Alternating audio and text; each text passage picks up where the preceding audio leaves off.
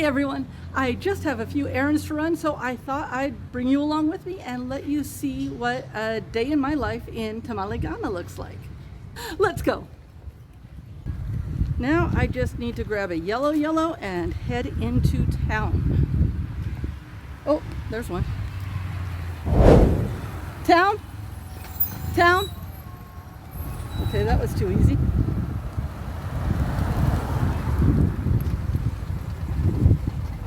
That was way too convenient. Thank you.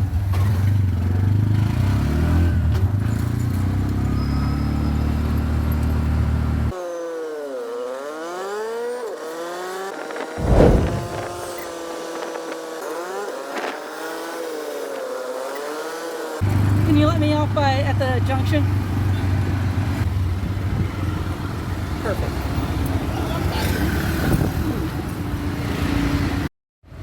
Okay, so we're here. I had to reset my hat because I took it off because I love my hat, but being a bucket hat, when the wind starts going, it feels like it's going to lift up this brim and pull it right off my head. So my first stop is I need some coffee, and I'm hoping this little import store over here has some coffee. Oh, crud. Oh man, I left with not a lot of, okay, I've got a little money in my pockets. I did not leave with the kind of money I should have brought today. I have enough, but import store is a little more expensive. Okay, so this is the import store. To give you an idea of the orientation of things, there is a secret back entrance to the cultural center right over there. That tall building in the back is the cultural center. That's the bank that I usually use, that's Stanbic Bank. They're a very good bank to use when you're here in town. And that is the main road I just got off of. So I'm just off the corner here. Okay, so let's go find some coffee. Ooh, I might grab an energy drink too. Do they have a good one? Sorry, trying to do this one-handed. So that's my energy drink, so that I can keep energy, so I can do good filming for you. And I'll give you an idea of what they have here. We've got sardines and corned beef and ham, mayonnaise, household goods, air fresheners, lotions, soaps, some cookies, and crackers. And let's see, the coffee is usually up here. Let's see. So you have no brew coffee. Oh, oh no. I'm going to do a little. Oh no. They only have instant. Ah, no. I'm going to have to figure something else out. So how can you not have coffee? Rob finished yesterday. Oh, I missed it by a day. Finished yesterday. Okay. Well, do you know when you'll get some back? Maybe next month. Next month? Like a whole month away? Oh no. Oh gosh, okay. Okay, next 2 weeks. Next 2 weeks. I will come back and check. Okay, do that. Thank you. Okay, that was really nice that they let me film in their store. The next stop is the pharmacy. Nothing troublesome other than I am almost out of mosquito repellent. And when in doubt, go to the pharmacy for mosquito repellent. I'm going to see if they are okay with me filming in their shop. If not, I'll just film up to the doorway. Okay, so I actually know where this is. And there is the mosquito repellent. Very important. It is rainy season, so there are mosquitoes aplenty, and malaria seems to be going around pretty big time. So I'm going to get two. Also, then I can have it one by my bed and one out in the living room, which is more important than you think. I just take it up front, right? Yeah. Okay, so that was very successful. I'm glad they had it. It was actually, sorry, I just want to make sure my mic was where it was supposed to be. It was actually not my favorite brand. It says Easy Touch, and that's nice because it goes on easy, but it also rubs off a little easy too. But it will do. It will get me through, because the bottle I was using this morning was like, you know, that sound when you're running out of stuff. And also it's a lotion and it's all natural, so I don't have to worry about a bunch of chemicals. Sorry. That's really nice. Sorry. Oh, I'm sorry. I was in the way of the guy trying to get his bike out. So, very politely asked me to move. Okay, so I have a problem.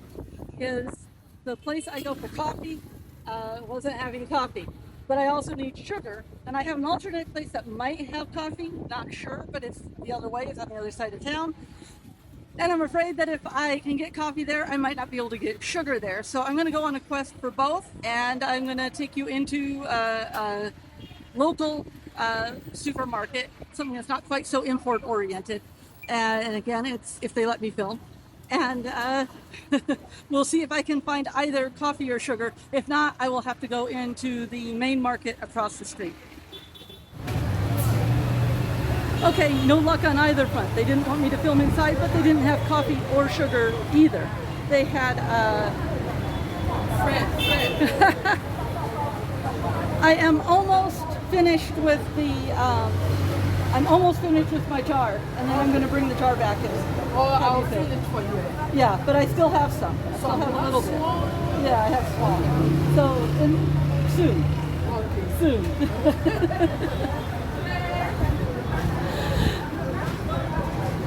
That was a lady who sells ground nuts, peanuts, and I buy a big jar of them from her. And I've never been one for eating peanuts a whole lot, but since I get them from her and they're tasty, I've been buying them, but I eat them very slowly. Okay, so the question is, do I go over to the main market just to buy sugar, because I know they're not going to have coffee over there? Do I go over to the main market just to buy some sugar on the bet that I am going to get some coffee in the near future? And the answer is, yeah, I probably should. I am going to switch cameras. Yeah, I'm going to switch cameras, and we'll see how it goes. Good afternoon. Hello. By the way, if you like market walk type videos, I have a second channel that has a bunch of these on it, as well as just walking around town. I'll put a link in the description.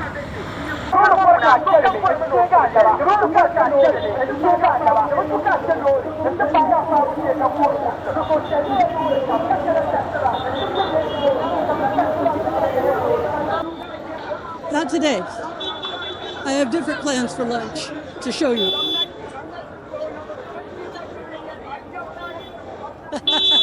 It's noisy today. I have bought sugar. No, sorry. They always want to sell me yams, and if I actually tell them that I don't cook, they look at me like, what? Ah, is this sugar? This sugar? Sugar? Ah, okay. I'll take, how much? What is 40. Okay. what is it? That's bowl. This Right. half bowl. How much is this? 20. 20. Okay, I'll take that one. Okay, that was too easy. Usually I've been deeper in the market when when I found the sugar bin. I'm actually going to show you a good tourist place for lunch in case you're visiting Tamale. It's I'll tell you a secret. One of the reasons it's a good tourist place is that they are also one of the places in the area that has a good bathroom. So they have a nice bathroom, they have a nice sit-down restaurant, and you know what? I think I just worked myself into a dead end. I'm going to Guinea Pass. Guinea Pass. Yeah. Hey, come here. Does it go through Yeah, here? you pass here. No, I'm good. Okay, he's showing me the way through because I took the wrong turn. Easy to do in a market. Even when I know it, it's easy to do in a market.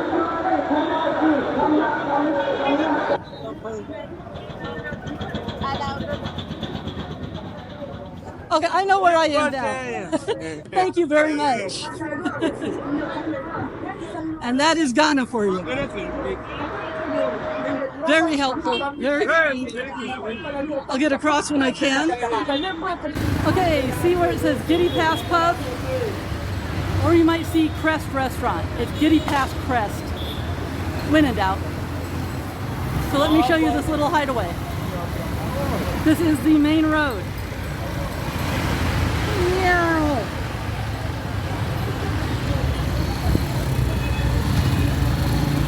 That's the pharmacy I went to. And right down here, you'll find the entrance to the restaurant. Today is a nice sunny day. It is a perfect day for sitting on the patio. And so let's go have some lunch. So I've ordered TZ with a yo-yo, which is a northern specialty. TZ is a dish that you're mostly just going to find up here in the northern region of Ghana. And so I'm going to show you that, but I'm going to give you a little pan around and show you what this nice little patio is like. As I say, they've got a nice bathroom inside when you need it. And I mention that because it's hard to find a regular bathroom, a Western style bathroom, anywhere else in this central area. And if you come to Tamale, this is where you're going to be spending most of your time. So this is a great place to stop and have lunch. And so this is the nice patio. Upstairs is there's another terrace up there. They only set that up at night, and that's for the sunset and evening time. Okay, so this is TZ. It's Tuo Zufo. But they just call it TZ or TZ, but British colony, so TZ. And this is made from maize. And this is a yo-yo. It's a stew, and I got beef today. And it has a bunch of green leaves in it. And what you do is you take a couple fingerfuls of this. This is why I washed my hands before. But you take a handful of that and you scoop it in the stew. And I will show you that in just a moment. But that is TZ. Okay, so I showed you what it looked like. And I'm going to show you the consistency before I dip it in the stew. Oh, wow, it's really hot. But this is the consistency of the TZ. It is not as firm as fufu. It's squishier than fufu. Wow, that's really hot.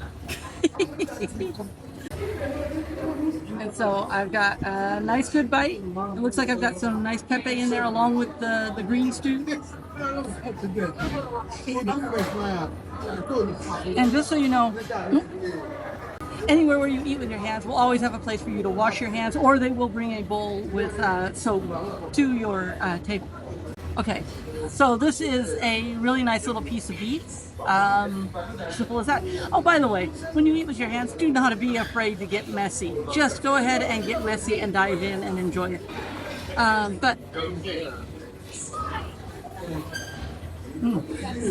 Really nice piece of meat. Ooh, nice little spicy on that. The red sauce that was in the bowl is spicy. That's nice. That's perfect.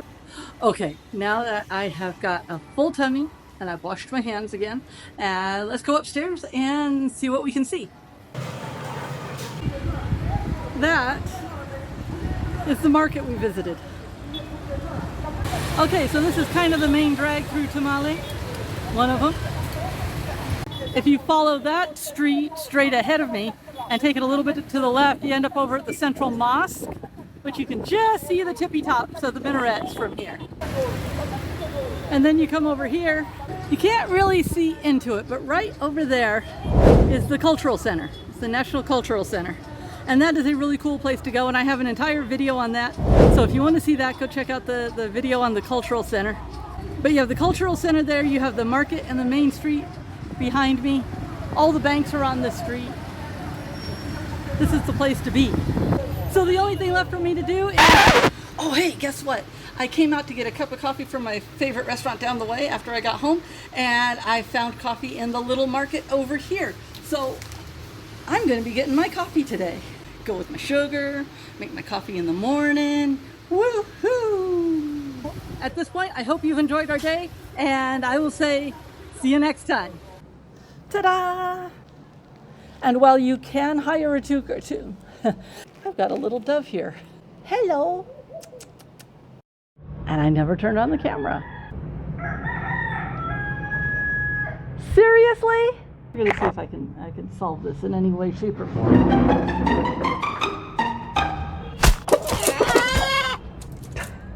Nothing I could do about it. Reasons I don't usually start early.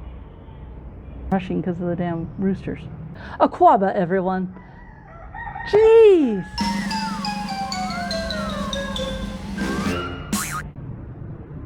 Tamale, Ghana is one of those cities that a lot of travelers use as a pass-through. They come in through the airport usually, and then they are on their way to Mole National Park, and they pass right through it, and a lot of times they barely stop and see it ever at all.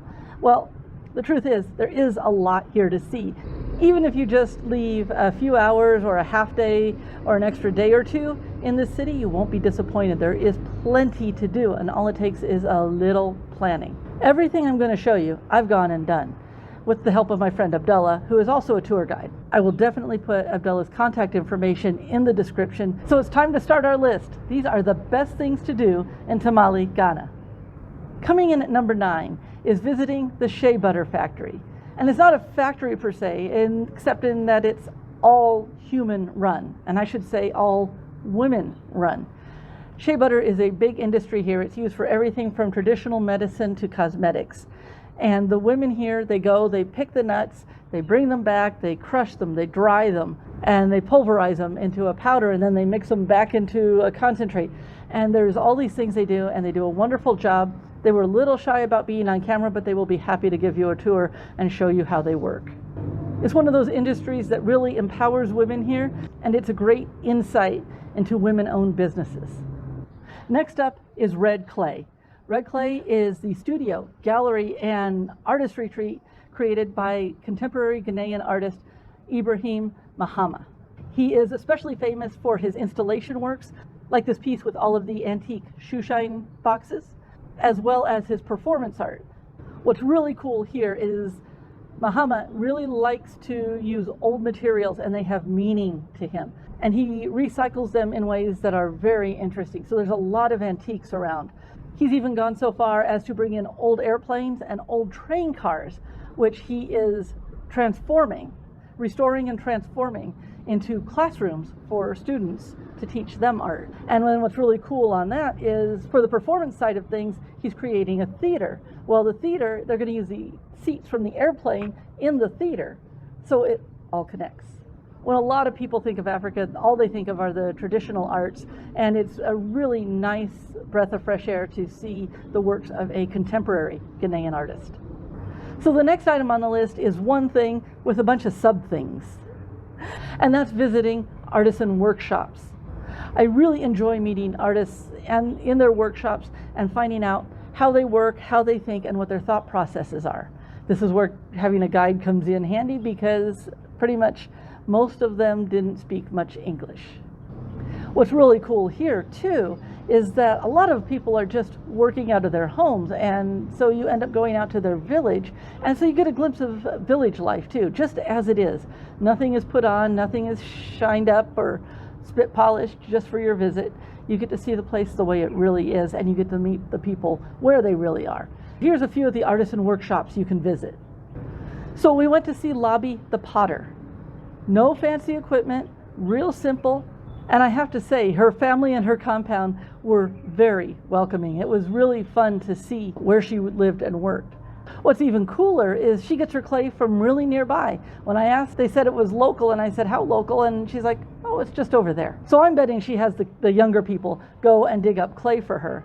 And when she was working, she had a shaping tool, and I asked her about it, and it turns out she was using a mango seed from the mango tree in her yard. Very practical. Of course, potters in general are very practical. But she built this pot in like a flash. It was like no time at all, and she was just hand building, and she did it, and she was talking the whole time, and it was just really enjoyable being there. And on the way out, I got to see the big pots. I mean, big pots. And I did ceramics in high school and college to some degree, and I know you can't do those all in one shot. She said that those take a week to make, because you'd have to build it, let the structure dry a little, and then build some more. And just to know that she does that by hand, just like she does the little ones, is really amazing. And like the potters in Senegal that I have a video on, link in description, they use a fairly simple firing method where they put the pots down and then they cover it up with combustible material, set it on fire, and that gets it fired. And for as much as I did the video on the potters in Senegal, if you compare the two, their hand building methods, while technically similar, were actually really different. Seeing Lobby work in her pottery workshop was just a delight, and it was a really nice visit. Definitely one of my favorite things. We also went to see Katumi, and she makes quilts. Now, they're not the big, thick, super stuffed quilts that you'll see in Europe and the US because it just doesn't get that cold here. She can do a plain one, or it can have a lining on the back. They just don't make them super thick and fluffy. But I have to tell you, Katumi's place is the first time I have ever been chased by a chicken. And I'll tell you that in a minute. But we went out to her house, and she just sits there, and she has the sewing machine, the manual sewing machine, and she's stitching together these pieces of fabric. And she said that she does choose. She's not just randomly putting any pieces together. She's choosing to make sure they look good together. And what's really cool is her materials come from the tailor. They are leftovers from the tailor, but she still picks them out carefully. She doesn't choose black-based fabric, and she chooses the patterns that she thinks will work best. I have to say, I actually ended up getting a quilt because I needed something to cover one of my chairs, because in the hot season, a leather chair is not fun. So I have this beautiful quilt over my chair, and I had a really nice time with her and her kids. Katumi was awesome. She was a real artist in the way she designed these quilts. Oh, the chicken story. Okay, so I was filming, and as you can see, the living working area was really just kind of this L shape, and I wanted to go around the other side to see, just get a different angle of picture. Well, I went to go out, and there were these little puffy chicks, and I was doing everything I could not to step on them. And the one chick was doing everything it could to get under my foot. Well, Mama Hen saw this, and she ran at me, and she brushed my calf. But she either saw that her chick was actually going to be safe, or she just knew not to hurt the human. But she was doing everything she could to protect her little chick, and I don't blame her one bit, but that is my first time being chased by a chicken. And I'm a city kid, so if you're sitting there and you're somewhere rural and you're just laughing your butt off, that is completely fine. I'm a city kid, and there are chickens around here all the time, but that's the first time I've been chased by one. So if you're vegan or even vegetarian, this next one might not be for you, but there is a leather works here. I will say that they get the hides from the butcher shop. No animals are being killed just for leather. They are using all parts of the animal. But what you get to see when you're here is the whole process. From when they get it, they soak it in water and ash, and then they have to get the hair off, and then they have to condition it more, and it goes into other solutions. All natural. This place is all natural. They do not use anything chemical. It goes through several processes before it's ready to be dyed. And then they have all these different mixes, these natural mixes, to dye it any color you want or their customers want. And then it gets used in furniture, not really in clothing here, because as I say, it's hot. There's no one walking around in leather jackets. I was really impressed with the quality of the leather that they finished with, though. It could have made a jacket. It was soft, it was well colored, and it was really just top grade. If you've ever been curious about this process, this is the perfect place to see it, because it's a small workshop and they do a really nice little tour. The next item on the list, I actually did a full video about. If you saw my video on Batik, that is my next best thing to do in Tamale, Ghana. My top souvenir suggestion, my favorite thing, is to get a shirt made.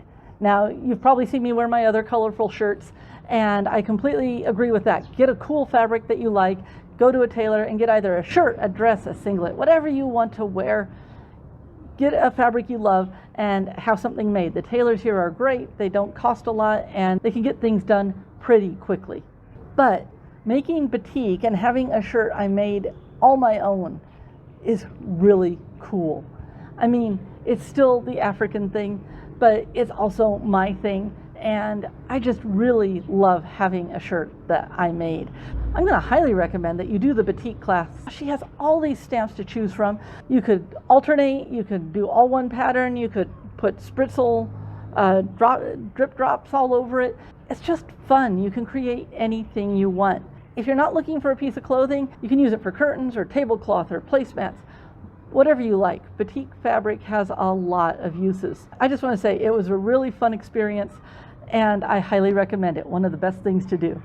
Another thing that's all over Tamale that you should definitely partake in is the street food.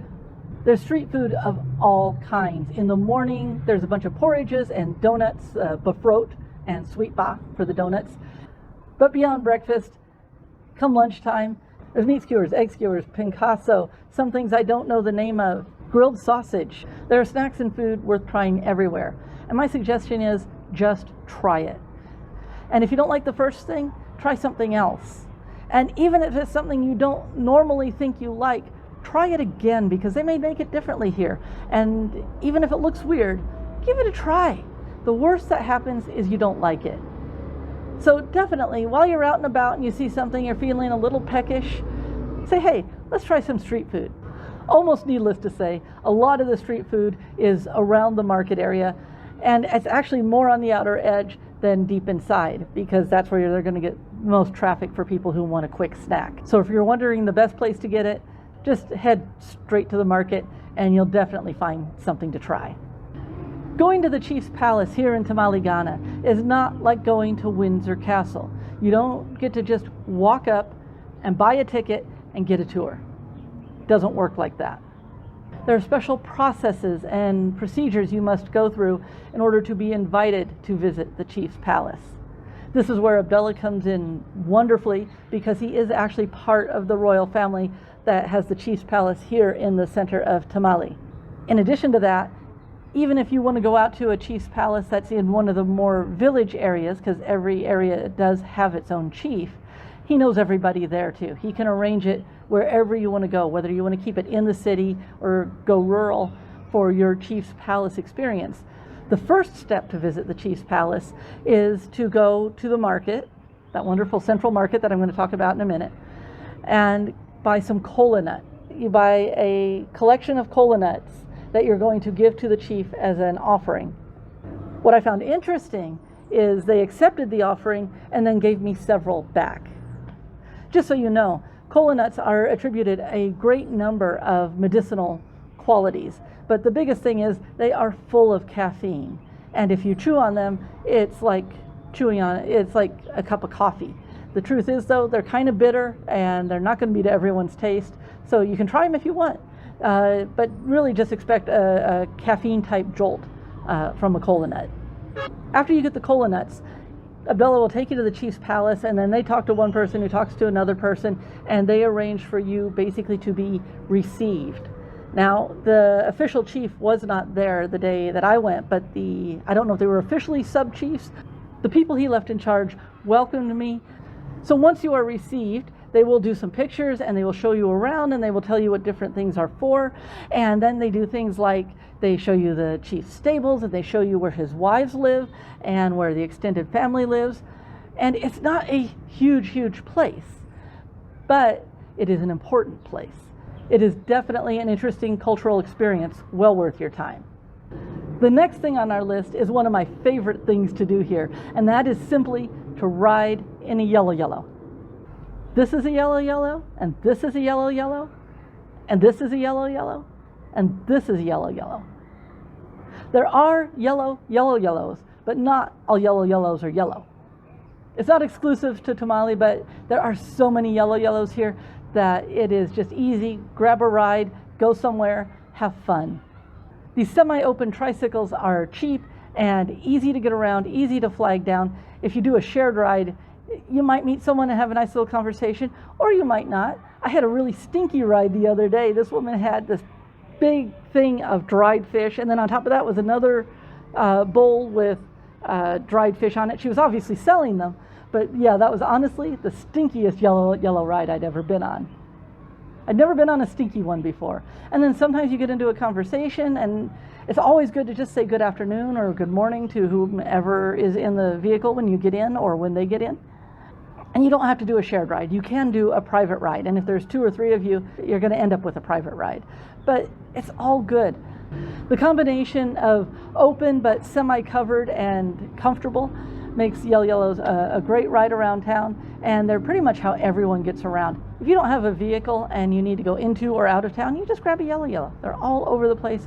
And as I say, they're a fun ride. So while you're here, even if you're on a tour, even if you have a private driver, make it a point to just take a yellow somewhere. I'll tell you a little secret. If you're a coffee lover, pretty much this place runs on Nescafe. So this is a perfect combination with the yellow ride. is there are two places in town that I know of so far that serve real coffee and real espresso. And that is Wooden on one end of town and Chez Mary on the other. So whichever one you want to go to, I say take the one that is the longer yellow ride away from you. Just for the fun, and it's a great way to tour the town, and you'll end up driving through the market area, which is a great way to get a feel for it without necessarily having to be in the thick of it. Just take a yellow ride. You won't regret it. It's all sorts of fun. You got to do it while you're here. So finally, let's talk about the Central Market. The Central Market in Tamale is really cool. It does just sprawl out from the center. It is the center of town. But what's really cool is I know not everyone likes to dive into the center of a market. Some people get a little claustrophobic, or you just don't like being in crowds. You can either go early and avoid the crowd, or you can stay on the outside edge, and that's what's the cool part. If you love diving in and you like being in the center of a market, the center is there and it is interesting and it's got all sorts of cool stuff going on. That's where you'll find the little enclaves and workshops. But as I mentioned, there's also a lot of outside. There's a lot of surface area to the market. So it's really easy to wander around the market without having to go deep inside if that's not your thing. So you can enjoy it no matter what level of involvement you like or don't like with your market.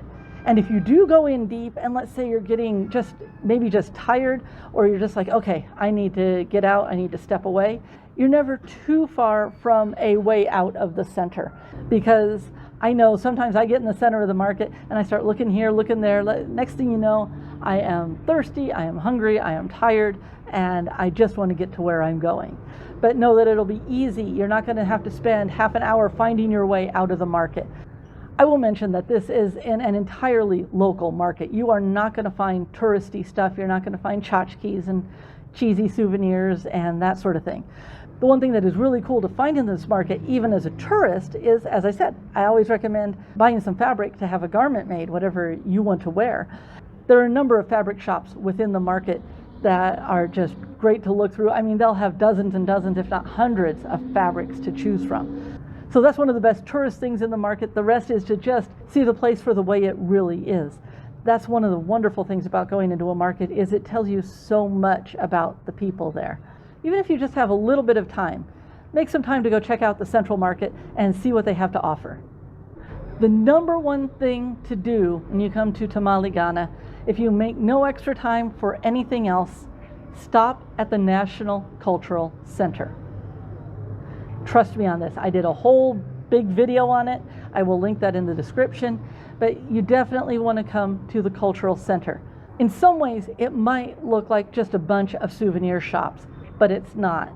All of the things in the Cultural Center are handmade by local people. Some do come from neighboring countries, and you can ask what comes from Ghana, what comes from Nigeria, what comes from Burkina Faso. They'll be happy to tell you. They'll also be happy to tell you if there's stories behind the item, or where it's made, or by what tribe it's made.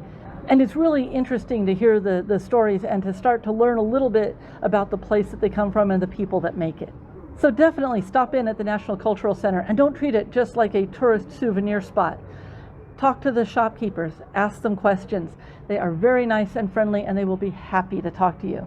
Just check out the video I made and you'll see what I mean. And if you're lucky, you'll be there on a day when the Tama Cultural Troupe is performing. This is a group of young people who do both traditional and contemporary dances of their own making, which is really cool. They combine modern and traditional when they do their own. And they are really wonderful. They have such energy and they are so good. Depending on the time of year, they start anywhere from 4:30 to 5 o'clock is about when you want to arrive. If you're at the Cultural Center earlier in the day, ask about it, and they'll try and find out if they're going to be performing that day or not, whether you need to come back when it's the right time. If you make time for nothing else, go to the National Cultural Center. You will not be disappointed. There are very cool goings on there. So that's the list. If you're visiting Tamale, Ghana, on your way to Mole National Park, try to arrange a few extra days so you can stop and see some of the cool stuff that goes on here, because it is a really fun place to be. It's the capital of the northern region and is definitely worth your time. Whoa!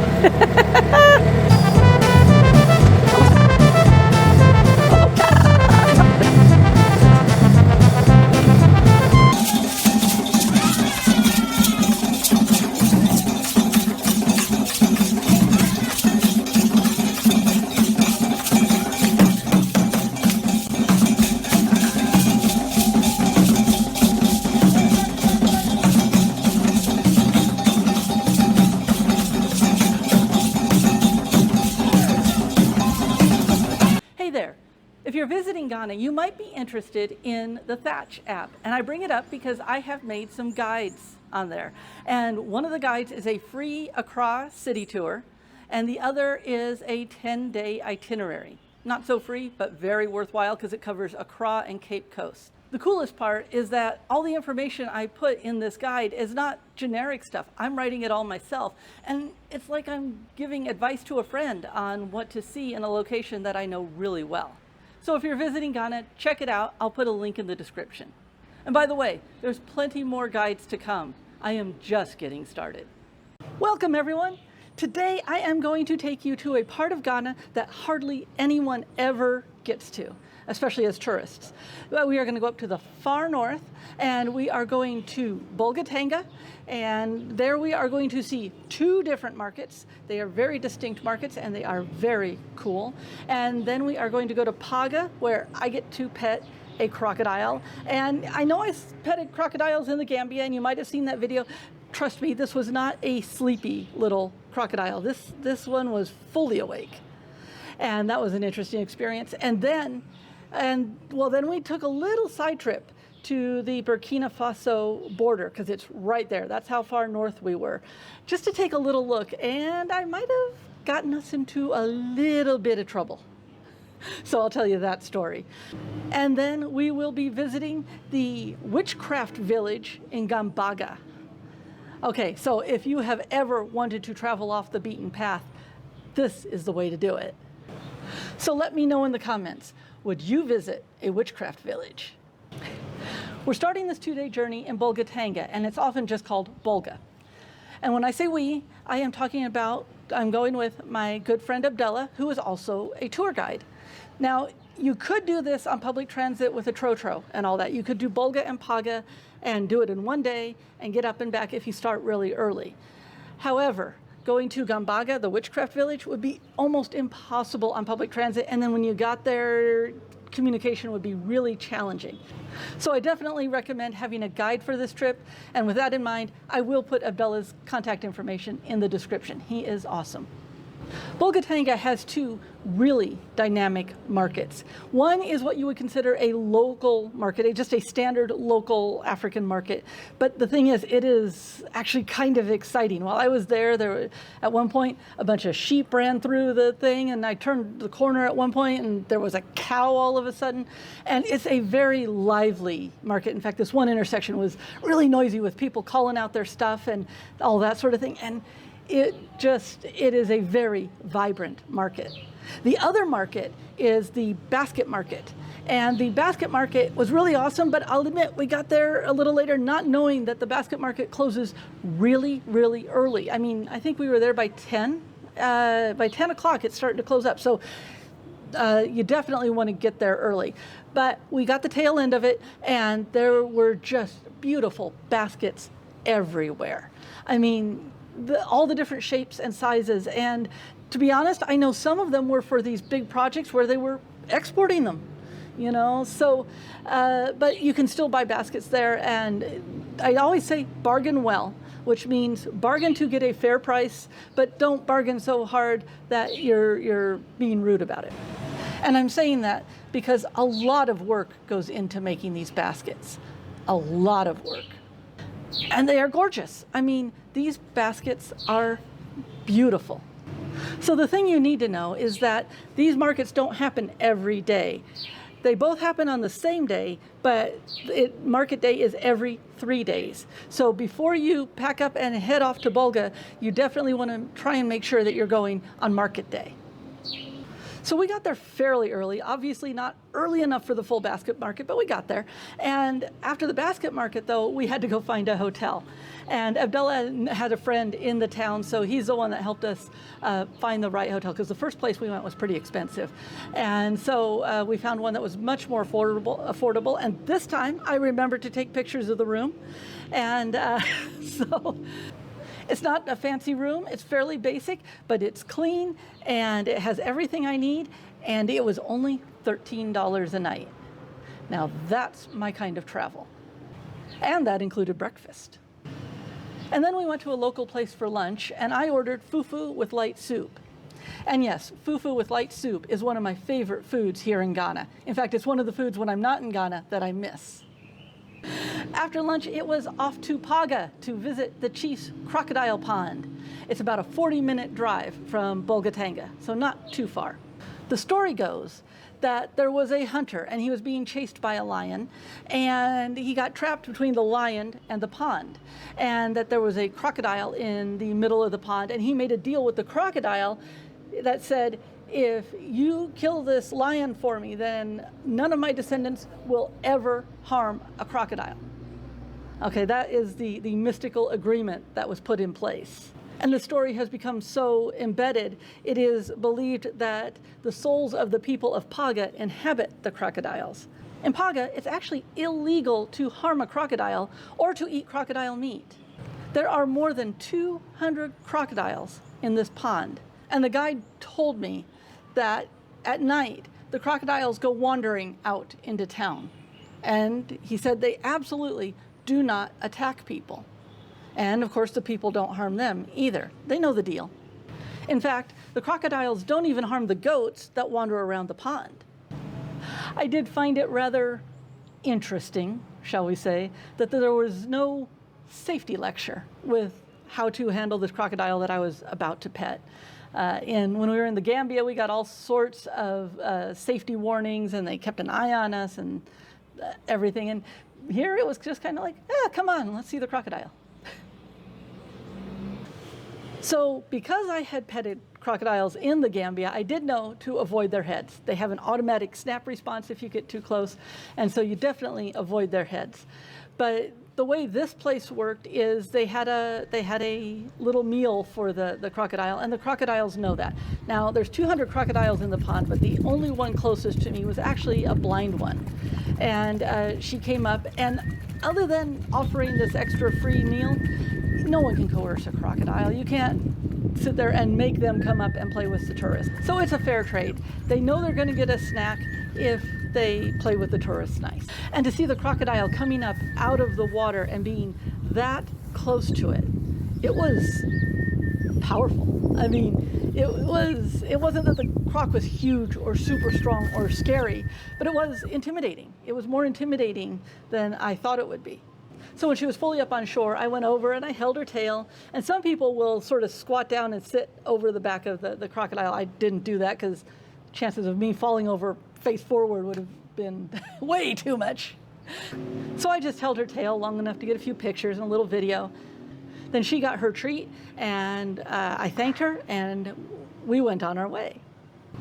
But it was very interesting holding onto the tail of a very alert crocodile. So Abdullah asked if I wanted to see the border with Burkina Faso because it was just a few minutes away. And I said, sure, why not? Well, I've been doing walking and driving videos for my second channel, and so I'm used to keeping the camera going.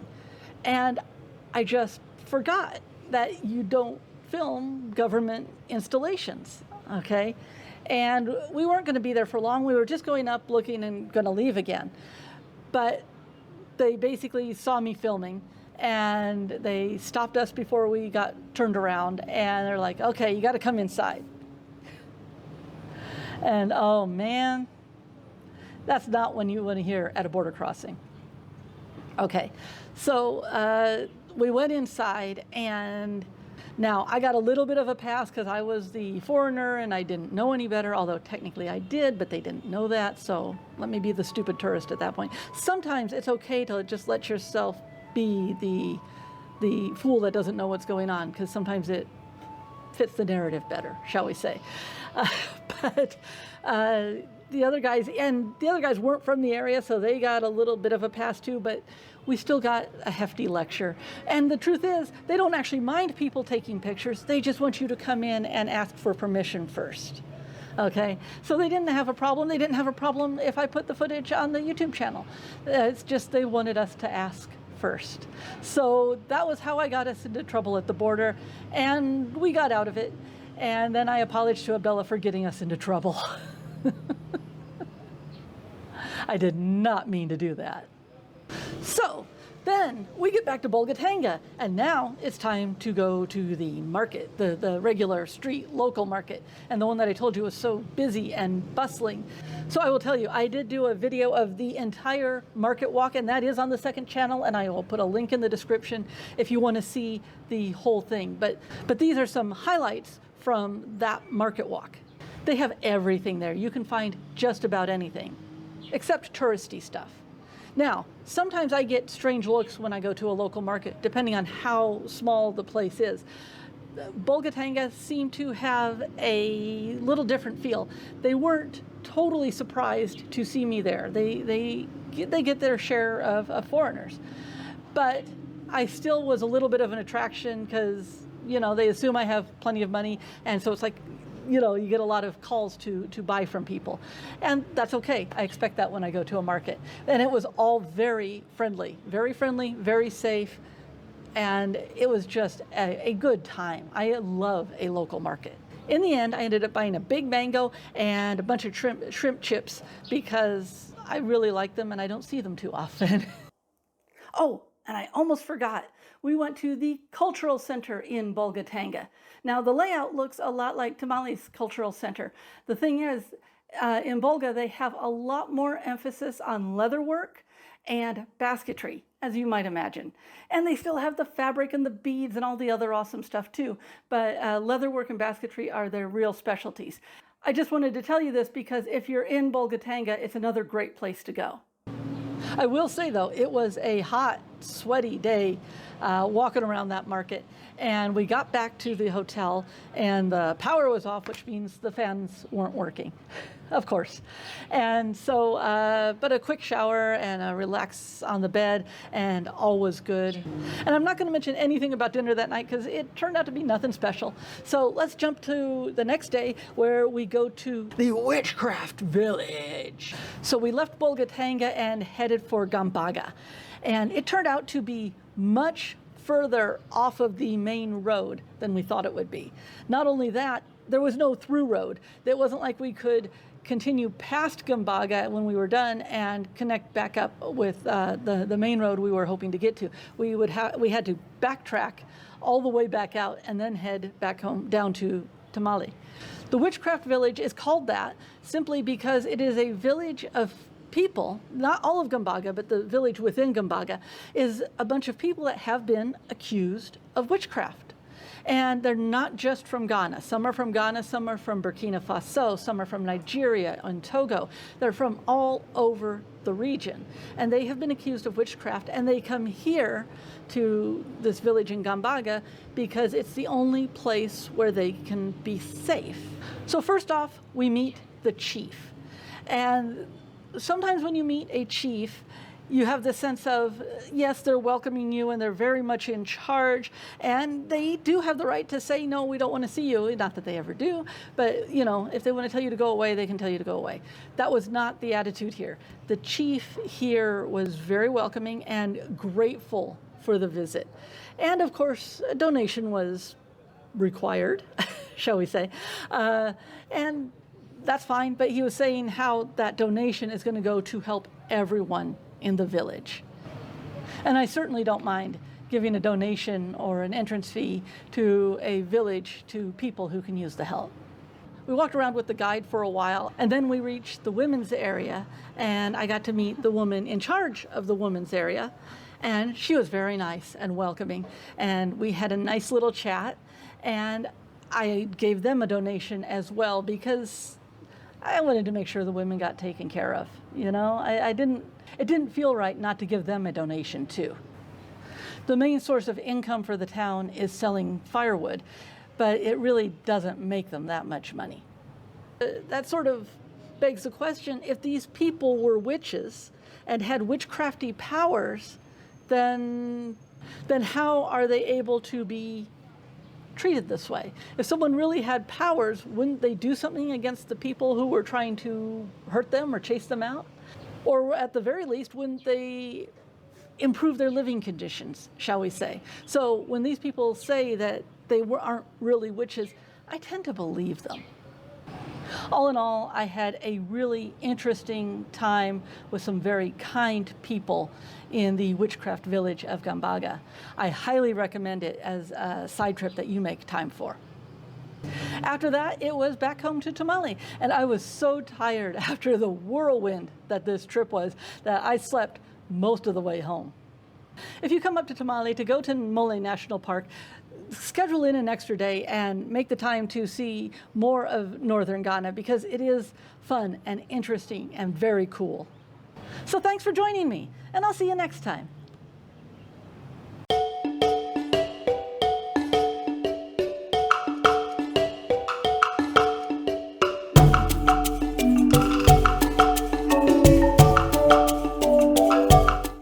Welcome, everyone. I am so glad you are here today because we are going to talk about Mole National Park. Okay, so Mole National Park is the biggest tourist attraction in northern Ghana, hands down. And I am not saying that just because it's more than 1,800 square miles of like unspoiled, barely touched, natural savanna landscape. It's got all sorts of animals, all sorts of plants, and the big attraction, of course, are the elephants. But what's even cooler is that you get to do, if you want, you can do a walking safari. Most safari experiences in Africa do not allow you to get out of the truck and go walking around. I know there's a couple here and there, but really, it's a very rare thing to be able to do a walking safari. And of course, that makes sense because they don't want you getting eaten by a lion or beat up by an ostrich. And so it makes sense. But Mole doesn't actually have any big predators. Sometimes you'll hear a ranger tell a story of, oh yeah, I saw a leopard. And then you find out, yeah, it was somewhere really deep in the park like 5 or 10 years ago. So there might be leopards in the park, but no one ever sees them. So they don't have any big predators, so you get to do this cool walking safari. So I'm going to take you through everything there, from the walking safari to the driving safaris to why it's good to stay at the motel to the really cool side trip at Larabanga and all the things you should do. So this is everything you need to know about Mole National Park. Okay, so I mentioned the elephants, and yes, they are the stars of Mole National Park, and I will get to them. But I will tell you that I have been to Mole National Park 3 times over a 20-year span. And I'm telling you this because I want to give you just a little bit of history.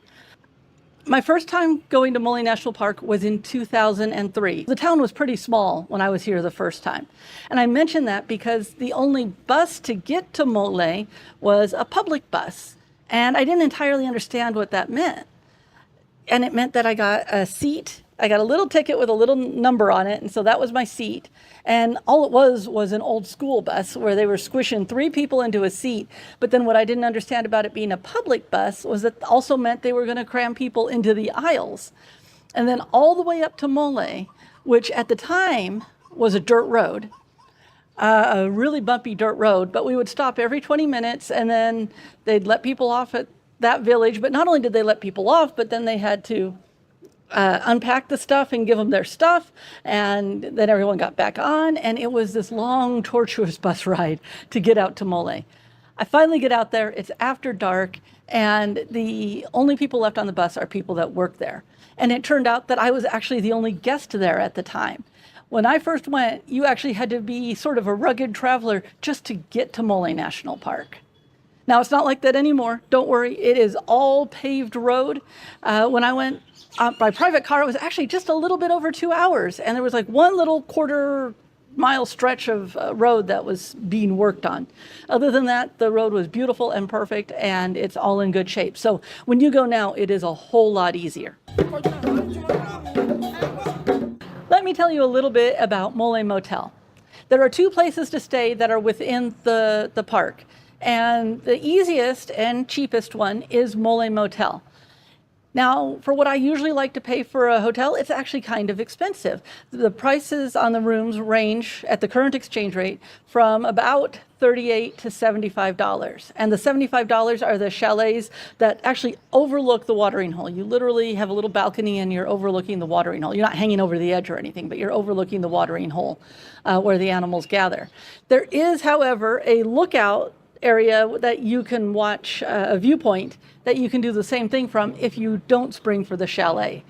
It's just that when you have it first thing in the morning, you can go out and see what the animals are doing. Mole Motel is not fancy, but it's comfortable. I was a bad travel vlogger and I forgot to get pictures of the inside of the room at Mole Motel. Let me just tell you, they are perfectly fine rooms. They could use a little more lighting for my taste, but other than that, they are perfectly nice. Sorry, I forgot the pictures. So there are some really good reasons to stay at Mole Motel or Zena Lodge. I'm actually not sure what goes on at Zena Lodge, and I'll tell you why in a minute. But Mole Motel, a lot of animals come up around the motel, and you get to have a lot of interesting close encounters, not dangerous encounters, with animals just by walking around the hotel grounds. And that's why I didn't mind paying a little more than I usually pay for a hotel in Ghana. Zena Lodge, on the other hand, is a luxury experience, and their rooms are $365 to $410 a night. Now that includes food. The $410 includes a safari drive as well. But that's definitely out of my price range. And that's why I don't know how many interactions they have over there. I know that I saw a video where it mentioned that people had to get an escort to go from their room to like the lodge because they wanted to avoid unpleasant interactions. It's not like that at all at Mole Motel. Mole Motel is a little more Wild West. And I'll tell you some of that when I get to talking about the different animals, the individual animals. I'll tell you how they interact at the hotel. You really should start your trip with the walking safari. Yes, it's a short walk over to the ranger station where you have to be at 7 in the morning. It is worth it. You want to take the morning safari walk because otherwise it can just get really hot. You want to be out there in the cool morning. Plus, it's a lot easier to spot elephants in the morning, almost any time of year. The walking safari truly is a pretty hefty nature walk because you will go tromping through areas that don't have a path. They follow the animals. If they get word that the elephants are over there or that there's, water buck over there, they will take you to them. They have a rough path that they kind of follow, but they definitely will take you completely off-roading if that's the way that makes sense to follow the animals. And I will say, personally, I had 2 spots that I needed help in the safari walk. That wasn't a huge amount of help. I just needed a little bit of help. And if you want to watch the entire safari walk experience, I have it on my second channel. I'll put a link in the description. But my entire safari walk experience is in there from beginning to end. Okay, so as I say, it's a hefty nature walk. And the walk lasts about an hour to an hour and a half. And you get to see, as I say, the chances of seeing elephants fairly up close while you're walking is really good that early in the morning. And you could see monkeys, you can see baboons, they have like 3 different kinds of antelope there. And they are just, and there's birds everywhere. And on the walk, if you have a good guide, they will tell you about the various plants and the different things that they can do. As our ranger mentioned at the beginning of the walk, is you have to see the safari as the whole thing. It's not just the elephants, it's not just the animals. So you get to go tromping through nature and looking, and everyone's watching, and it's like, oh, look over there. Oh, look over there. And then, like on one of the walks, the one in 2019, I got to see a termite mound. The termite mound was like 8 feet tall. It was huge. And it's just amazing that it was that big. And there's a natural salt lick where the animals come, and it's like a natural rock salt lick thing. And as I say, and he was explaining the plants, but as I say, the cool thing is spotting all the animals as you go. And the trickiest part, the cool thing is at the end, you get to the watering hole. Okay, I think they all end at the watering hole, and almost always they have it timed and they kind of know when the elephants are going to be there, and you get to see the elephants playing at the watering hole. And sometimes they're really calm, and sometimes they're playing, and sometimes they're mating, or at least that's what it looked like in the water. And so you get to kind of end with the elephants at the watering hole. So it's like this grand finale. Even if you didn't see elephants on your walk while you were getting there, you were probably going to see them at the watering hole. The tricky part comes when you have to finish, because Mole Motel starts up here and everything is down from it. It's on like an escarpment, and everything is down from it, which means you've got to go back up. And that watering hole is right below the motel. So you basically have to go up this fairly steep, it's not like a cliff, not like a rock climber's cliff or anything, but it's a fairly steep climb to get up there. And that's one of the points where I needed a little help, because after an hour and a half of tromping through nature, my legs were tired. I was done up, and I told them right off the bat I was going to need help with that. And so just be aware of that. Take water with you, stay hydrated. But if you need help, tell them. If you're a good, strong, healthy young person, you're not going to have any troubles, and you're going to go up the hill. And if you need help, ask for help. There is no problem with that. But yeah, the walking safaris are really cool because you're just right out there. And even though these are paths that have been used, they're not so well trodden, and they're not paved, and there's no man-made things involved here. It is all truly nature. And that's the cool part about Mole, is there is nothing put on here. There are no animals that are habituated, or they haven't been imported because someone wanted to have giraffes at their private reserve. And there's nothing wrong with that. Tim and I did a safari in Senegal at Reserve de Bandia, and they brought in some animals. And the reserve was laid out so that you kind of were guaranteed some good viewing of just about anything and everything. And that was fine. Mole isn't like that. Mole is completely natural. There are just the parts that they've carved out for the motel and the ranger station and the staff quarters. And that's kind of as intrusive as it gets, as I say. And it's like 1,800 square miles. So it's just this tiny piece where humans have just intruded a little bit. And the animals have run to the place for the most part. After the morning walking safari, and you get a little time to recover, there is a late morning driving safari, but I don't think most people opt for that. I think most people wait till the afternoon, and it's around 3 or 3:30 that you have to be over at the ranger station, and then they split the cost of the safari car between everyone who wants to go. I think it's around $40 for 2 hours. This has to be one of the most affordable safaris you will ever find. And then you pay the guide fee as a little separate, and it's still not that much. But so they split it up between everyone who wants to go. And if you're the only people who want to go, then you have to pay the whole thing. But hopefully you'll find other people to go with you. And then they basically go driving around, which gets you further out than the walking safari allows.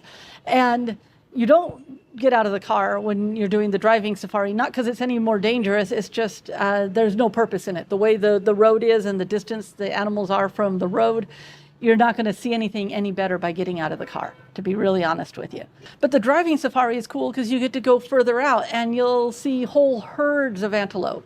And you might have seen that on your walking safari. That's entirely possible, but you might see a whole herd of antelope. Or even cooler is kind of they hear you coming, and sometimes they take off, and they'll go leaping across the road. I mean, these little antelope that just aren't that big. I mean, they're not that big, but they just go spring, and it goes across the road. I mean, watching the antelope jump is just amazing. You might think, oh, that's an antelope, it's boring.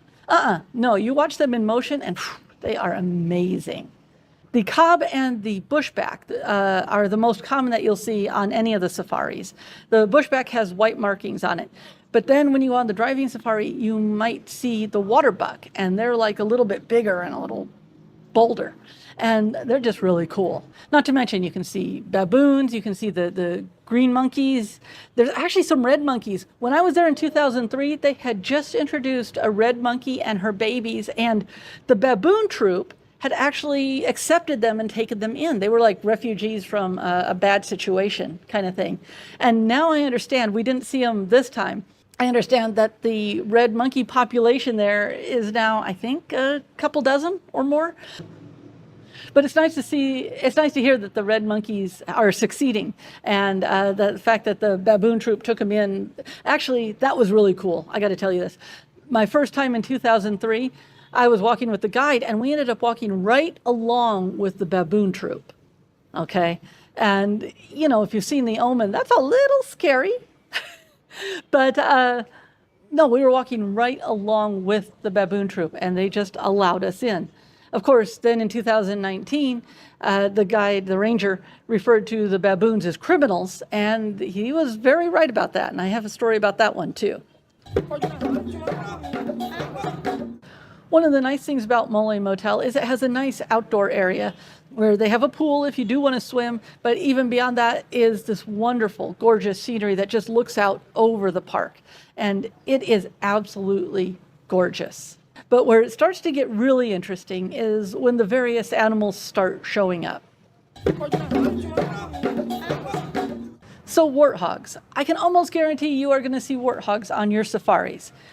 They are just around everywhere. In fact, you might see the warthogs going through the trash at the ranger station. You might see the warthog on the lawn in front of your hotel room.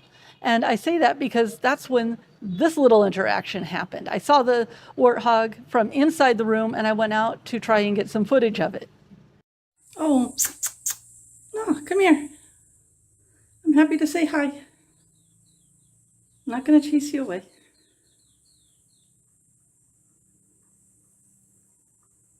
Even if you encountered one close up, you really don't have to worry about it. Don't be stupid about it. Don't pick on it. Don't do things to agitate it.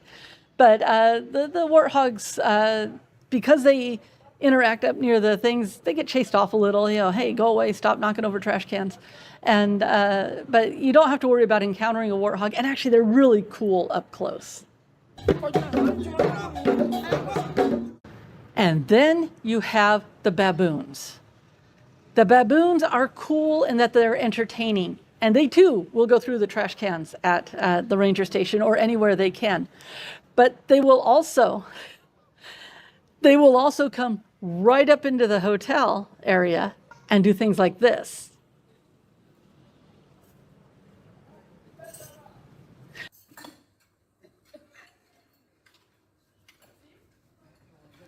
You could almost see him watching them and calculating, are they going to chase me off or am I going to get a chance to do this?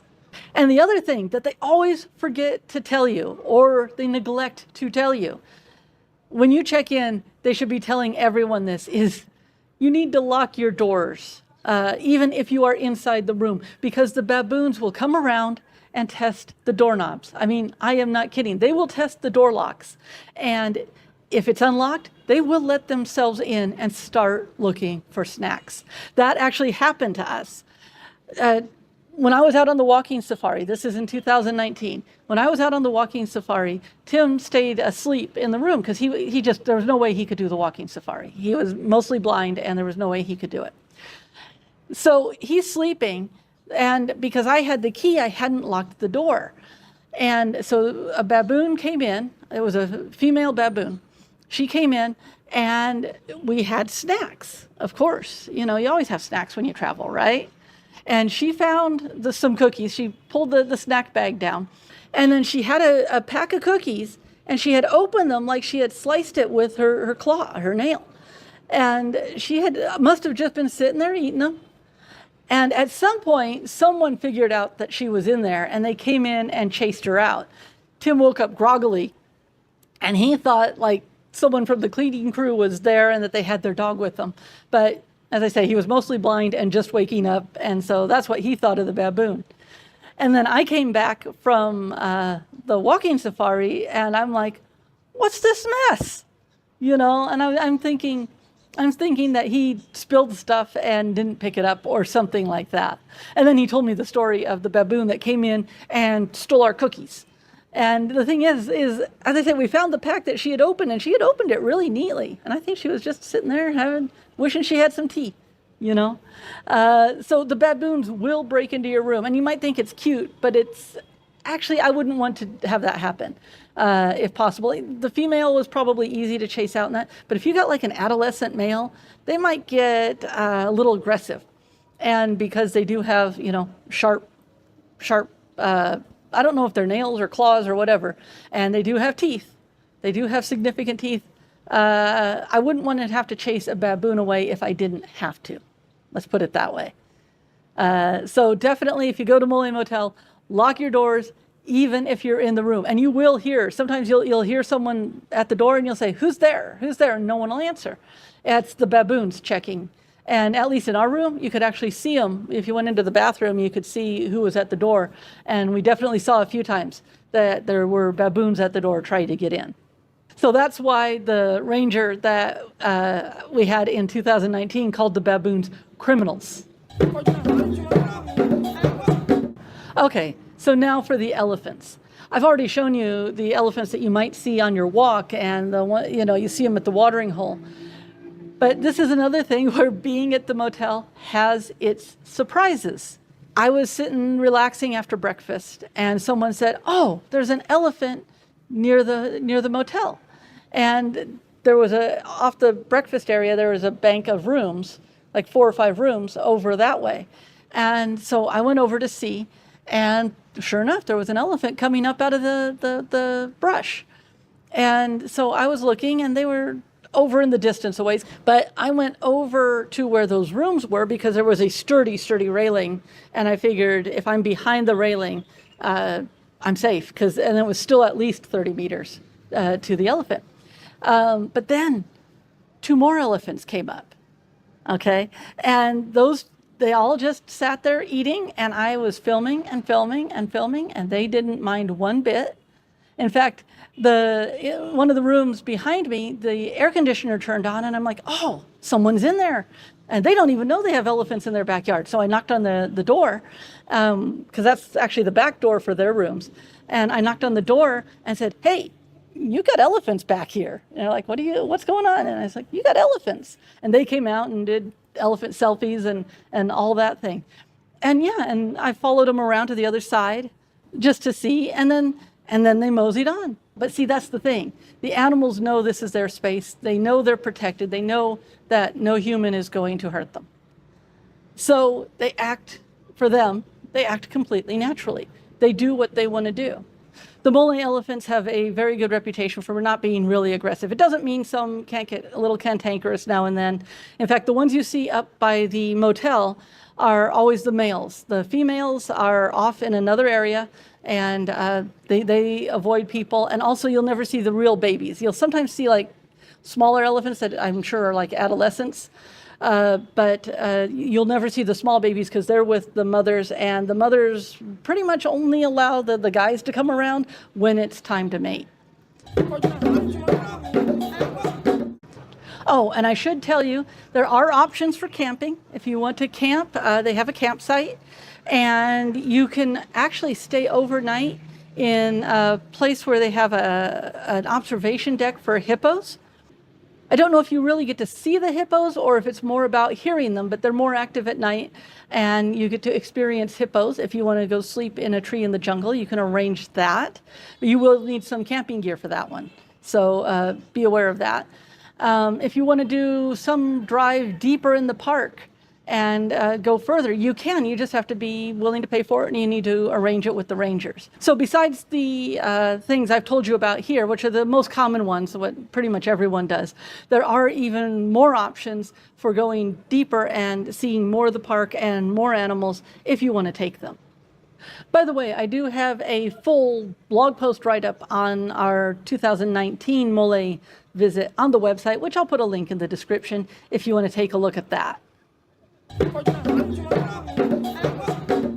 The other thing you want to do when you go to Mole National Park is leave yourself a couple of hours to do the tour at Larabanga.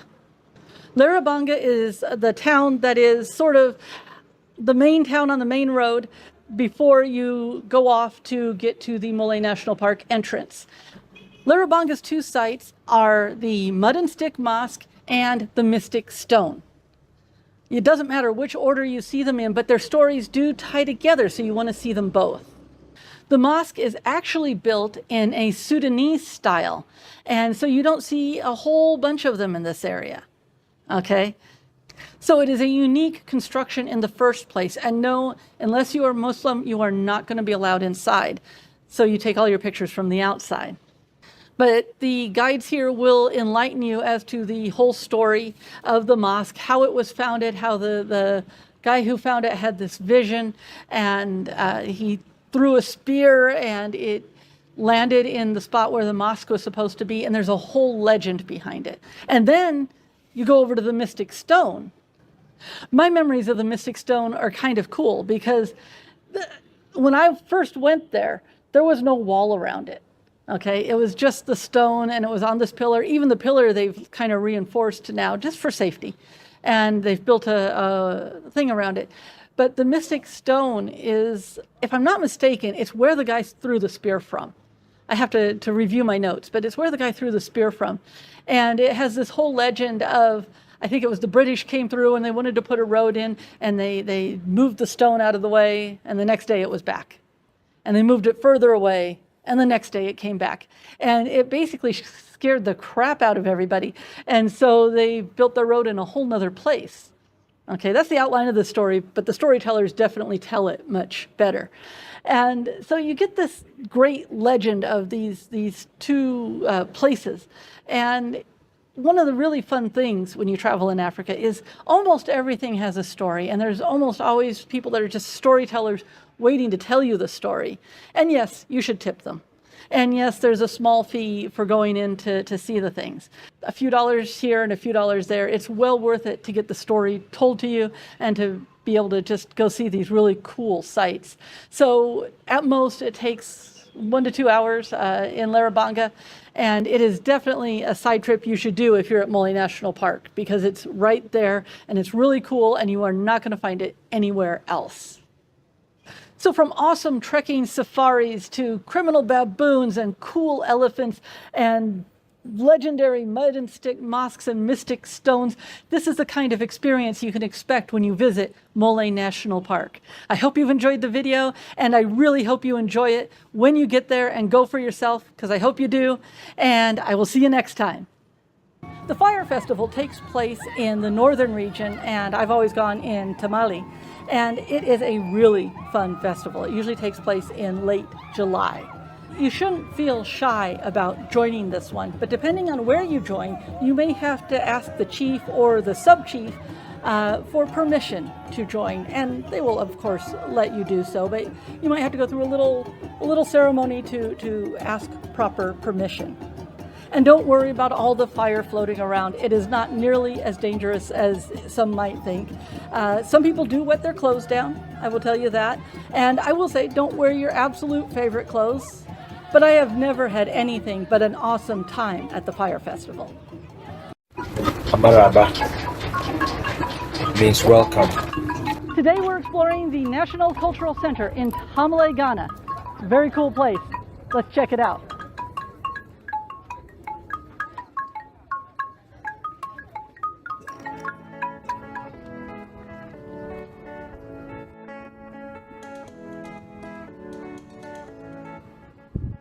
I notice these smokes are popular up here in the northern region. Can you tell me a little bit about them? Yes, the smokes, they are originally from the northern part of Ghana, and then there are about four or five tribes that are using the smoke. Mostly the Gomba, the Gunja, the Kusasi, the Nanumba, and then the Mushi people. They are using the smoke. But what I'm wearing now is the Gomba smoke. You understand? So this is what they wear to dance a festival called Damba Festival. Yes, so this is what we wear. And then they use cotton to melt them together to make a rope. From the rope, they weave them together, and it becomes a material. Then they join them together to have what they call smoke. Are they only used for ceremonies, or are they for everyday wear too? Mostly it was used for ceremony, but now it has come as an everyday wear because people love them and they feel more comfortable. And then they feel like when they wear them, they look more good, and then also promote the culture. So people like wearing it right now everywhere, not only ceremony.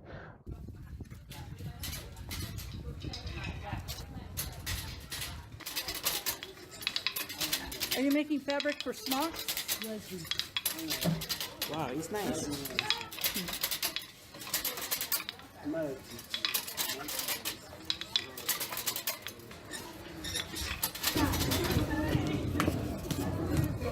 Okay, they're still practicing. Let's look around some more.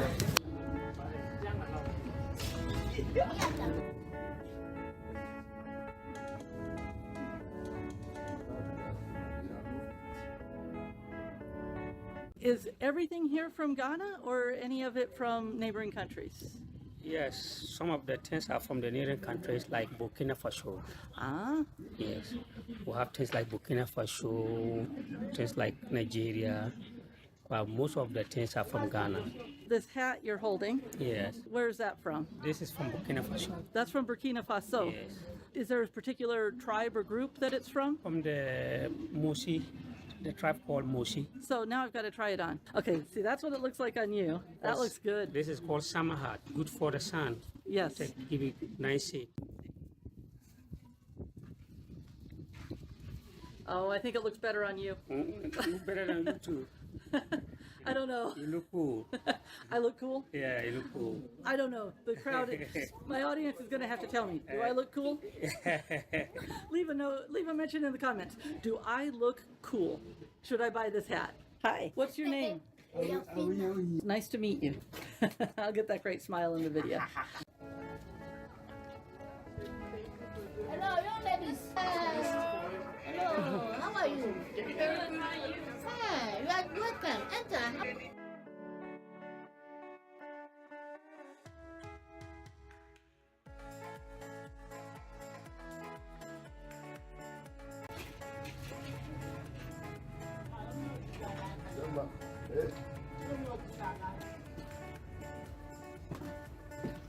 Okay, I love this chicken.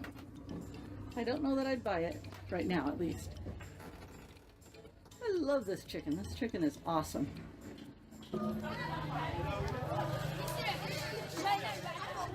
They're between things. Ah, but the drummers are getting restless.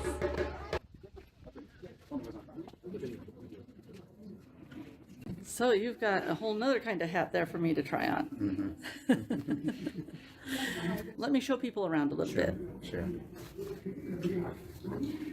People would like to buy based on the symbols. So what do some of the different symbols mean? Like there's elephant. So elephant is a sign of wisdom. Wisdom. Elephant means wisdom. Yeah, with this, it's a bird looking at it back.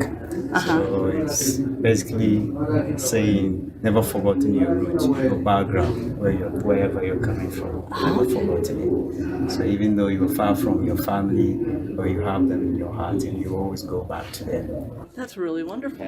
I came in 2003 on my first real solo trip. Okay. And I came with a half-empty suitcase, and I left with totally packed with masks and everything else. Okay. That one. Yeah, what about that one? Yeah, it's one of my favorite concepts. Royalty. Royalty in the sense of appreciating yourself. How does royalty translate to appreciating yourself? Put value to yourself. Okay. You know, as you can see, a chief on a horse with his people following him. They adore him, respect him, put value on him. So in the same way, you need to put value on yourself. You don't need to belong to a certain clan of people, a group of people from a rich family, or no. Put value on yourself first, and then the rest will follow. Oh, that's really nice. You have a hat for me to try on. Yes. Let's give it a try. I'm going to have flat hair by the end of the day. Oh, okay. We're going to try this one. Okay. Oh, it's a little small. Small? Yeah, it'll stretch though. And one thing, let me see. Let me show you this. Okay. Because they spread. Oh, Yes. little stretch it on the knee. Okay, that is one way to resize a hat. Yes.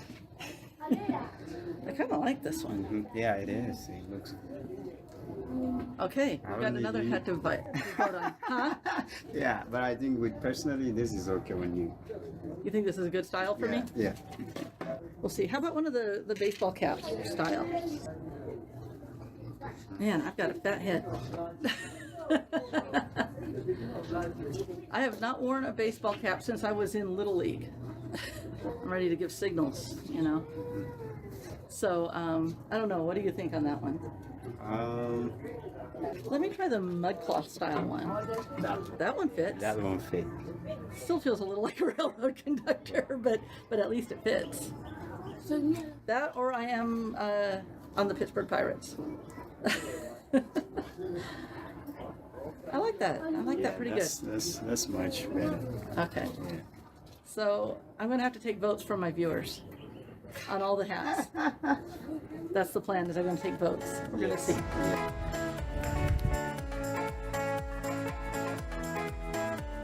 This is just a little purse? Yeah.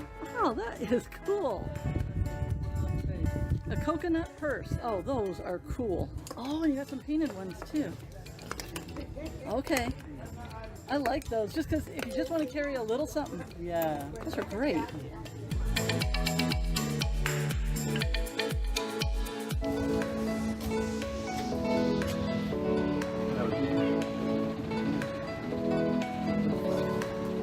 Okay, so it fits you.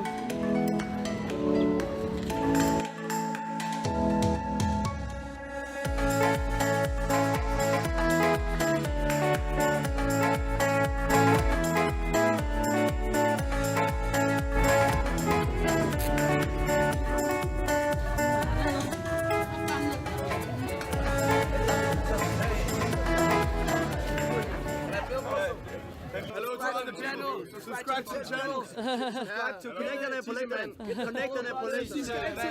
Teaser man. Teaser man. Teaser man. Teaser man.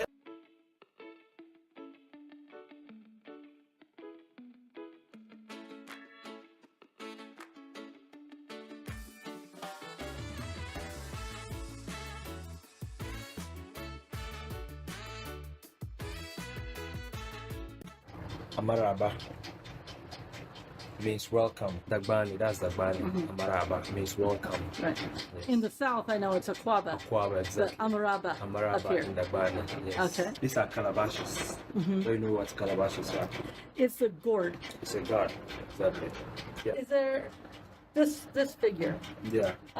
What is that? It's just a face of a mask. Those masks that we have Ah, on top. Yeah. yeah. Yeah. Okay. So we try to put it on a calabash for decoration in the room. So those are necklaces. Yeah. You know, that's a cowrie. Cowrie shell. Cowrie shell. Yeah. At the time, there wasn't printing money like paper notes and then coins. They used to use the cowries for marketing. Okay, so it Yeah, was the to do equivalent buying of and money. selling. Exactly. Yeah. Maybe if someone buys something from you, then you use the cowries as money. Ah. Yeah. What about the brass pieces here? Well, this one we bought it from someone from Burkina Faso.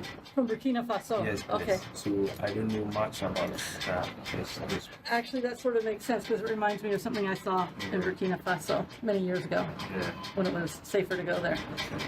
Those are coffee bees. Coffee beads. Coffee bees. Yeah. Coffee, like the coffee you drink. Yeah. Coffee. So how are they coffee beads?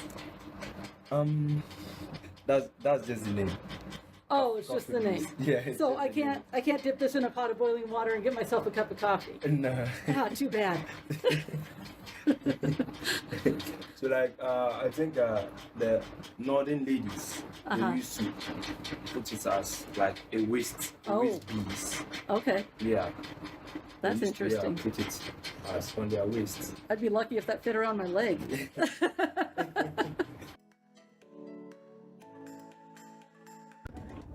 So are all of these baskets from Ghana? Yeah, they're from Ghana. The northern region or all over Ghana? Yeah, the northern region and upper east region. Uh-huh. But mostly it came from the upper east region. Only few people in the north here know how to read it. Okay. How long does it take to weave one of these baskets? Pardon? How long does it take? Actually, it will take you 2 days or 1.5 days to weave one bag. Oh, wow.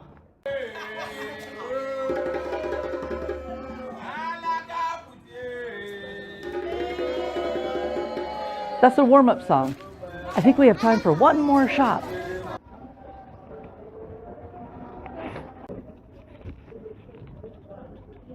So you sell both fabrics and finished?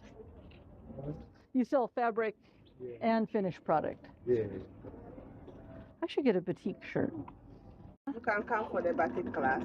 Oh, you do a batik class? Yes, Oh. class. So you can come for it. Uh-huh. That's the stamp. That's the stamp. Yeah. And this one Is that's the fabric. the Batik fabric. Okay. And this one is the wax. When you melt it on the fire, Uh-huh. and then you use the stamps Mm-hmm. to put inside the wax, Uh-huh. the one you have melt, and then you stamp on the fabric, Uh-huh. and then the design, which here Uh-huh. will go into the fabric. Right. The place that the stamp is will be white, White. and the place without the stamp Uh-huh. will take the next color. Whatever color you dye Yeah, it. the Uh-huh. color you dye. Okay, I have another hat to show you. I feel a little like the Mad Hatter in this one. It's a little bit big, but it's very cool. Yeah, wax one. I mean, is that stylish or what? And then there's the classic bucket hat. Yeah. Let's see. Kente style, right? Yes, that's Yeah. the fabrics. Kente fabric. Yeah. Not exactly a bucket hat, actually. Now that I look at it, it's not exactly a bucket hat. Yeah. Ah. Oh, see, I think the style looks better on you than it does on me. That seems to be the case. Every time I try on one, it looks goofy on me and it looks good on you. Yes, yes,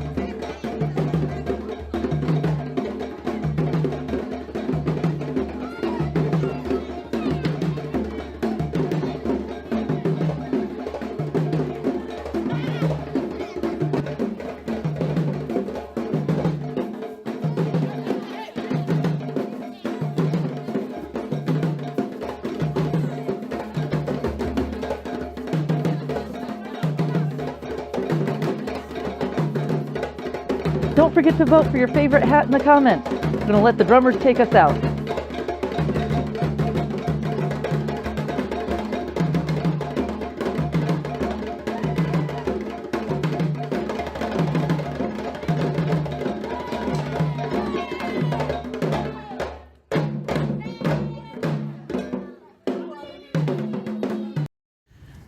I just scared this whole herd of sheep.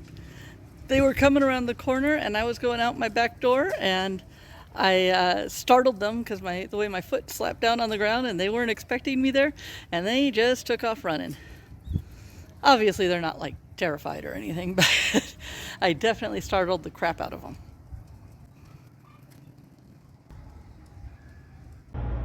Welcome back everybody. So, you remember this from the Cultural Center video? I should get a batik shirt. You can come for the Batik class. Oh, you do a batik class? Yes. Oh. Class, so you can come for it. Today is the day I get to make batik. Melted wax, stamping things, fabric, and I'm going to make this really cool fabric that is going to make a cool shirt, I hope. Could turn out to be a big mess. I have no idea, but I am very excited about it. I can't wait to see how this turns out. Let's go batik. You're welcome. Thank you. Try not to trip over the rocks when I come in. So this is wax. Those are just chunks of wax This you're putting one in we there. have used it, and then we are going to boil it. And then you reuse it. Yeah, and you use it again. Yeah, no reason not to. Yes, yes. So this is some of the colors available. Yes, yes. You have a bunch of stamps. I can hear that wax Yeah. boiling over there. Wow. This is the stamp. Oh, you have a bunch of stamps. Oh, you have an elephant too? Yes, I have elephant. Oh. Now, of course, you mentioned you had a crocodile. Yes. So there's our elephant. Yeah, The elephant this is is tempting. elephant. Yeah. And this is a crocodile. Oh, and there's a crocodile. I love crocodile motif. You said you had crocodile, and it was kind of like exciting. Yeah. Okay, let's pull the crocodile. Let's look at some of the other Yes. stuff. This one is Jinyami, except God, symbol of God. That's an adinkra. Yes, Yeah. and that's Edinkra. Yes, you know it. This is a giraffe. That's okay. They've That's got a a nice giraffe. Yes. There are no giraffes in Ghana, Yes, no giraffe in that. but it's cool to have a giraffe. Yes, but Giraffes are I cool just- animals. Some people like it. So if you use this to stamp Uh-huh. the batik, people really like it. Yeah. When I just use it for a fabric, Uh-huh. they buy it Yeah, quickly. I believe that. Yes. Giraffes are very cool animals. Yes. Do you carve the stamps or do you buy the stamps? The stamps, I have a person who is doing it for me. We have a pushing stamp too. That one I can cut it myself. This Ah, one, okay. I cut it myself. And what are those made out of? It's a Oh, cushion. cushion, sponge, Yeah, foam. yeah, foam. And then we use this brush too Uh-huh. to make and you can use it to brush. You can use it for a sprinkle. Oh, okay. Yeah, if you want to make it small dot. We have Drums. Oh, drums We are have flowers. You have a great selection. And for most people, you do 2 meters of fabric or 2 yards of fabric. Yes, yes. And for me, it's 3 Three, because my shirts take a little more fabric than most people. Yes, yes, yes. Wow. That's a tough decision. Yes. I mean, the elephants are very Ghana because of mole, Yeah. but they have crocodiles there too, and I love the crocodile motif. Then we have crocodile. I need 10 shirts. You need 10 shirts. Yes, but I can't because I'll be traveling and I can only carry 3.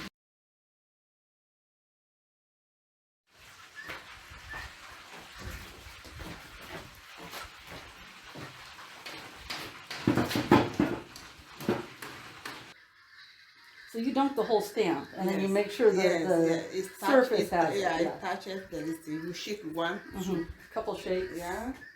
And then you stamp it. Okay, and then just go across Yes. and try and do it evenly and straight. Yeah. And because it's batik and it's a little bit of a rough style, we don't worry if there's some wrinkles or a little dust or anything, right? Yeah. So do I just dip it a little bit or the whole dip it, thing? Yeah. Not too much. Okay, you remove it, shake it. 1, 2. Okay.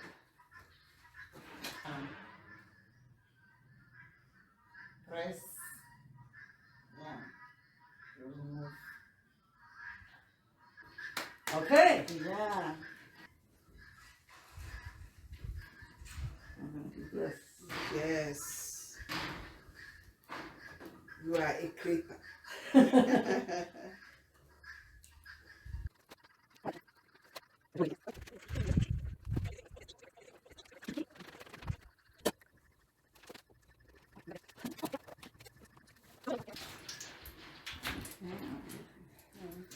So the heart stamp, I'm going to put 1 heart on the shirt somewhere, Okay. and it's for my husband, Tim. Okay.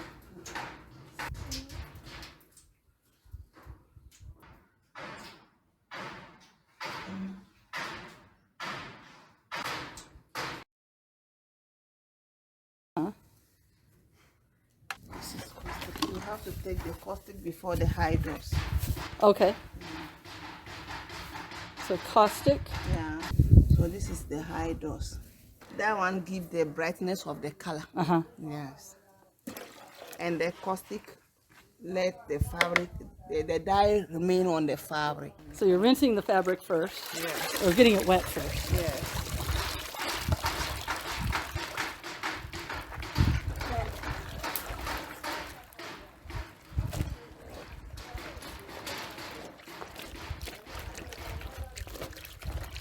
Right now, it is not convincing me that it's going to come out green. It will come. We will leave it for 20 minutes. 20 minutes, Yes. okay. Kind of like hair dye. Yeah. So that Okay, now I'm convinced it might turn green. Look at all that crocodile pattern. I'll just arrange them. One will stamp here, and the other will stamp in here.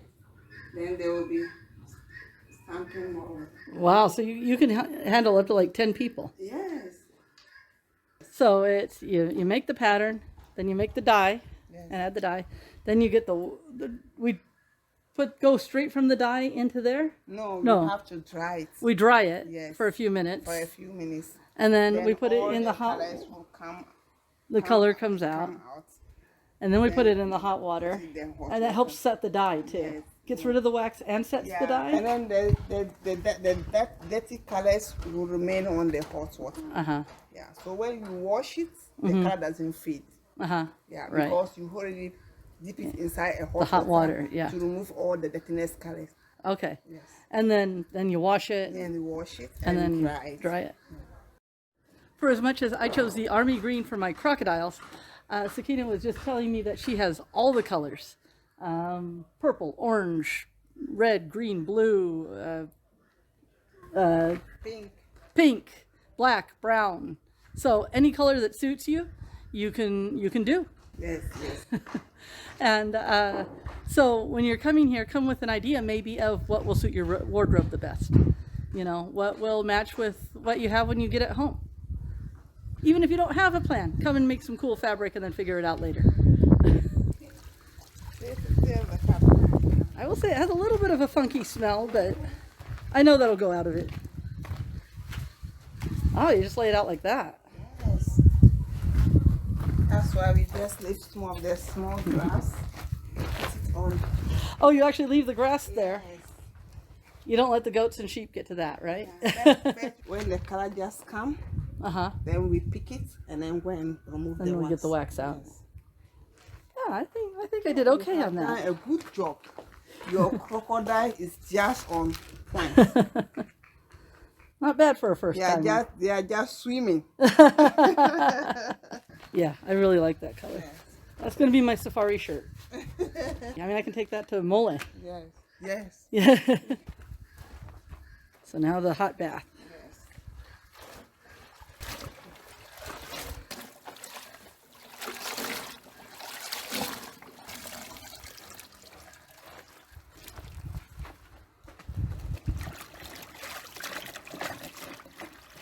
Now this is just washing it. Yes.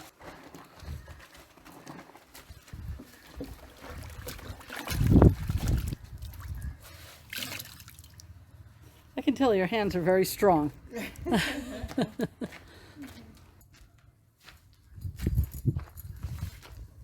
There we go. We have some fabric. Okay, so Sakina did all the dyeing and washing for me. You can do that yourself if you like, but I wanted to be able to film it, and so she was kind enough to do it for me. It can go either way when you're here, and I am just excited. I am hoping that this will be dry enough and that we can take it straight over to the tailor today, and that I'll have a shirt within a few days, maybe even tomorrow. And yeah, I'm just excited. The fabric to me looks great. I got crocodiles, I got a heart we're gonna put on, and I just cannot wait to see how this comes out. But you make it yourself. Yes, Tell them I make it myself. yes, I made it myself. I'm gonna say that every time I wear my shirt. I made this myself.